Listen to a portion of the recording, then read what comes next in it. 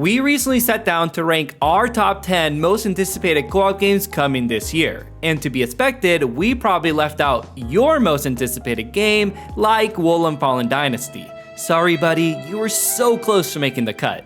So we thought we'd sit down and give some love to all the major co-op titles of the year. And boy, are there a lot of co-op games to look forward to. Almost too many. Like, how are we gonna cover all these games this year, bro? Yeah, we'll worry about that later. We did as much research as we could on this and found 34 co-op games releasing in 2023. Some have firm release dates, others don't, and we'll even cap off with some early access games that are probably getting their 1.0 updates this year. Since there's so many games to talk about, we'll be running through these pretty quick, just here to give you some dates, info, and move on to the next. With all that out of the way, let's go through every major co-op game coming in 2023. Alright guys, let's start off the video going in chronological order of all the firm release dates. Yes, I say firm with quotes because nothing is ever firm in this industry, but let's pretend like it is for the sake of this video.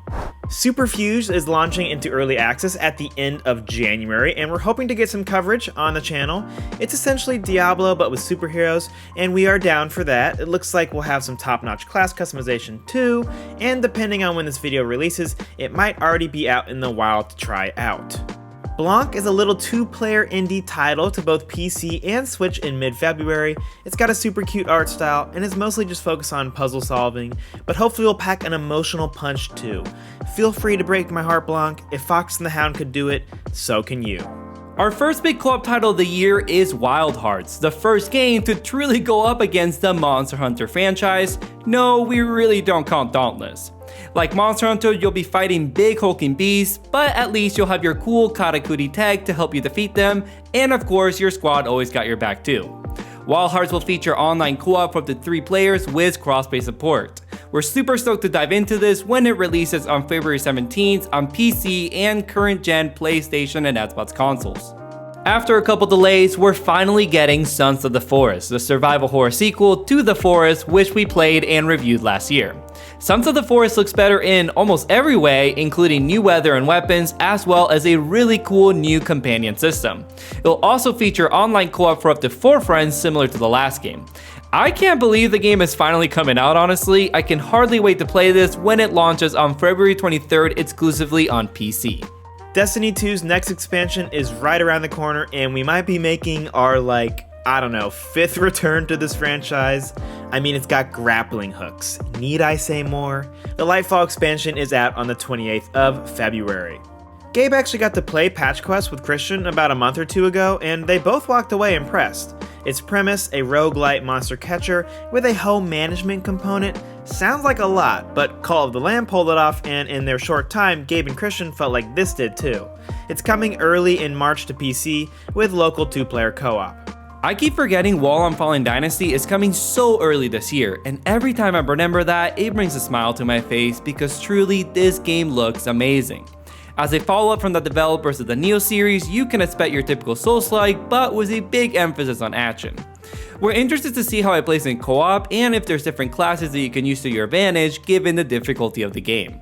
Expected a day after Patch Quest on March 3rd for PlayStation, Xbox, and PC with a Day 1 Game Pass release.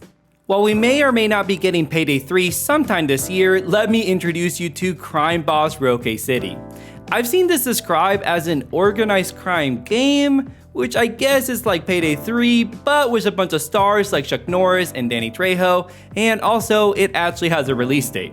Despite the weird reveal at the Game Awards, I don't know, it kinda looks fun, and it'll feature 4-player online co-ops, so that's always nice.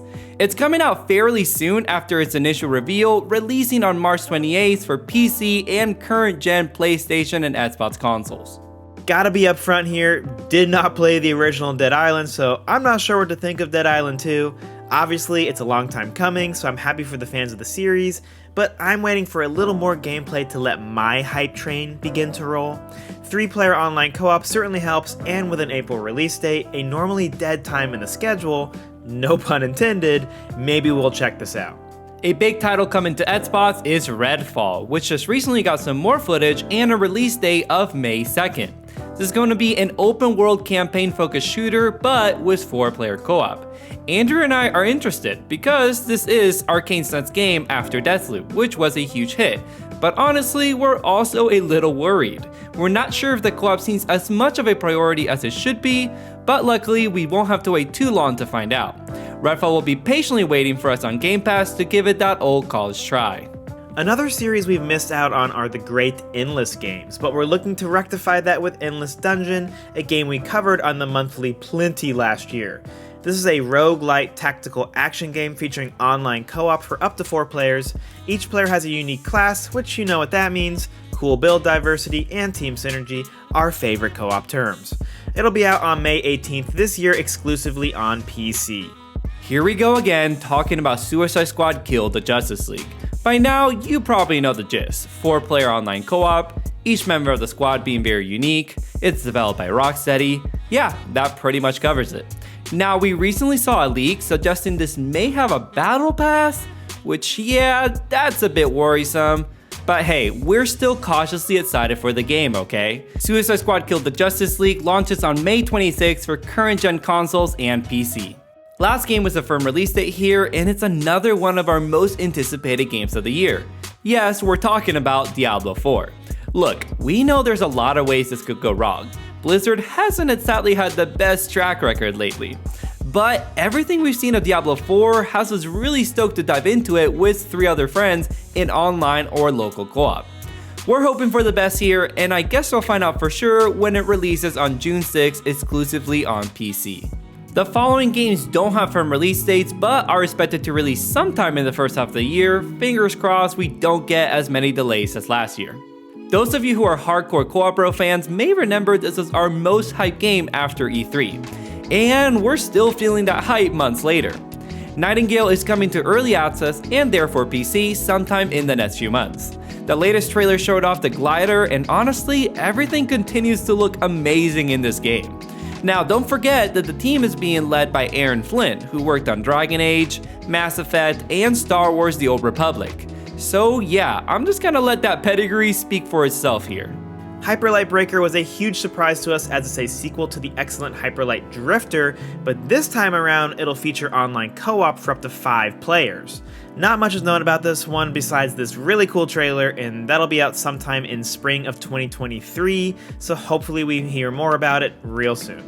So imagine this pitch, a survival co-op game, but you're the dwarves from the Lord of the Rings. An idea so brilliant, I'm surprised we haven't gotten until now with the Lord of the Rings Return to Moria. The game looks to feature base building as well as procedurally generated environments, which sounds like the making of a great survival game. Again, lacking more details on this one outside of it coming in spring of 2023, but we'll know it'll support online co-op for up to 8 players and will release exclusively for PC. Now let's get into the games that, as of right now, are planned for 2023, but don't have firm release dates. We could argue the likelihood of whether or not they release all day, so for now, let's take the developers at their word. It's been a while since we mentioned Rotwood, so here's your friendly reminder that it does indeed exist, looks awesome, and has a very vague release date. So if most of these games are 2023 in quotations, add like, I don't know, 3 extra quotations to this one.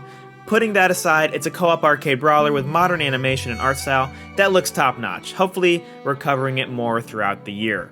Wizard with a Gun is one of the many 2022 games that inevitably slipped into 2023, and we're okay with that. It's an online cooperative sandbox survival game set in a magical wilderness wrought with dangerous creatures and arcane mysteries. I think there's also a tower building aspect, plus of course 4-player online co-op.